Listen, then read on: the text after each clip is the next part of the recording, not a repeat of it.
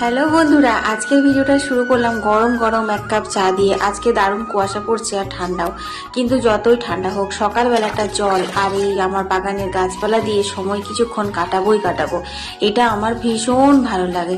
তো সকাল সকাল গাছে জল দিয়ে নিলাম। আর এইখানে শাশুড়ি বৌমা মিলে শুরু করেছি একটি নতুন জিনিস বানানোর। মাটি কুড়া খোসা চলছে, জল ইট সমস্ত কিছু এনেছি। আর বাড়িতে কিছু হলে আমার ভুটুরানি বেজায় খুশি, তখন তো আর বাড়ি ছাড়া হয়ই না, বসে পড়লো। এই দেখো এখানে একটা উনুন বানিয়ে দিয়েছে মা। গত বছর তোমরা দেখেছিলে আমরা জাস্ট 3টে ইট দিয়ে উনুন বানিয়ে তারপর কত পিকনিক করেছিলাম উঠোনে, কত কিছু রান্না বান্না খাওয়া দাওয়া আনন্দ করেছিলাম, ব্লগ দিয়েছিলাম তোমাদের সাথে।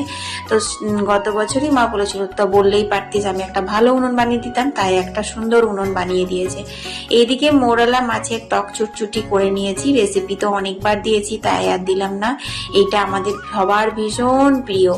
আর এই যে বুবলা স্কুল থেকে এসে দেখো কি করছে, এসে পরে এই ঠাকুমার উনুন বানিয়েছে দেখে নিয়ে এবারে কুটতে শুরু। ওইখানটাতে ইট আছে, ওইখানটাতে ইয়ে করে কুটতে হবে।